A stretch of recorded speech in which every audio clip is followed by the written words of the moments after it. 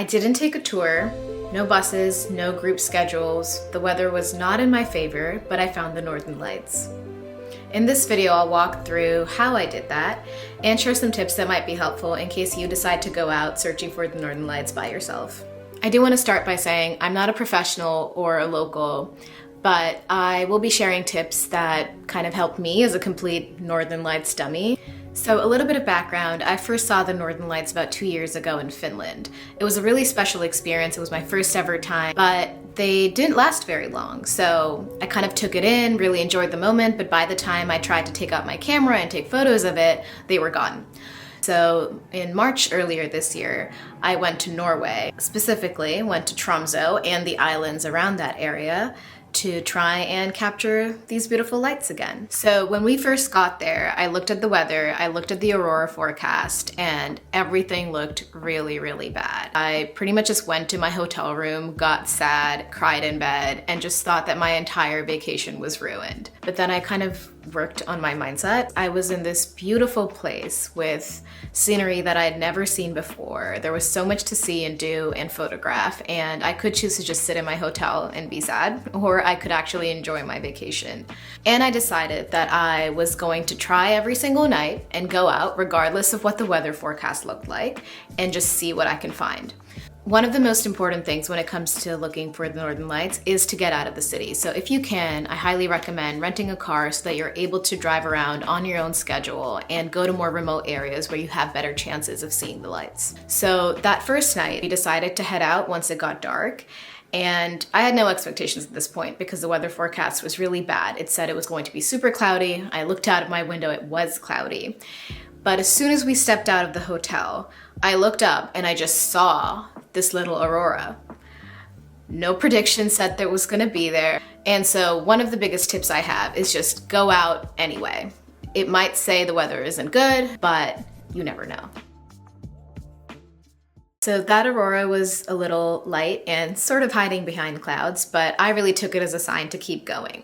So my friend and I got into our car and we drove off to a location that we had sort of scoped out earlier in the day. So we drove up there when there wasn't much aurora activity happening, and it was really dark. The sky was full of stars. I was surrounded by all these mountains and I was by the water, and I just felt so surreal. I felt so tiny. I almost forgot that I went there to photograph the Northern Lights. And then a little bit into our time there, I started seeing little auroras form. They weren't very bright, but they were still really beautiful in the context in which they were. For example, I looked up to the sky and it was so full of stars, and I saw this light patch of green that I thought just looked so beautiful. And then a bunch of clouds came in and I looked towards the mountains and the clouds kind of parted and we saw this really bright aurora just hidden behind the clouds. So all we got was a little sneak peek, but it felt like that sneak peek was sort of a reward for waiting and trying and getting out there and just appreciating the beauty anyway.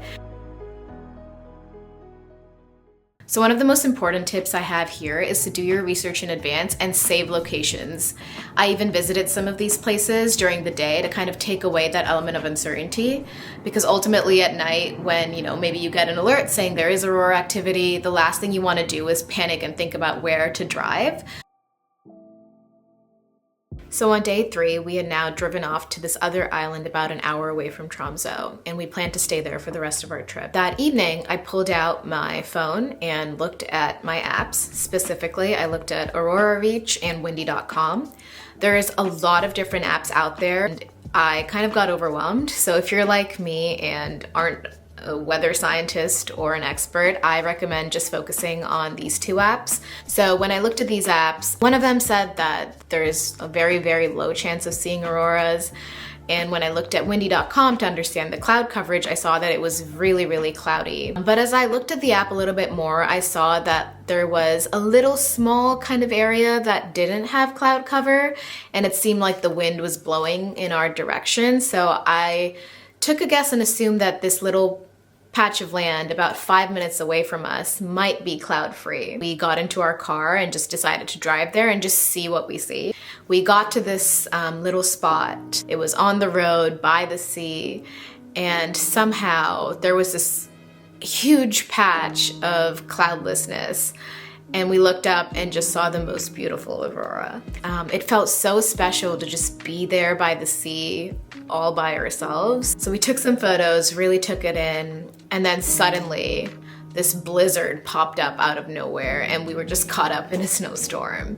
And that's something that's really important to know, is these apps can be really helpful in guiding you in terms of where to go, when to go, but at the end of the day, take it all with a grain of salt because the weather can just change in an instant. So yeah, we just got back into our car, drove back to the hotel, got out, and as I was standing in the parking lot, I saw that again, there was some faint auroras forming above us. And it was really light, but I said, you know what, we're here. I'm just gonna stand out here in the cold for a little bit longer.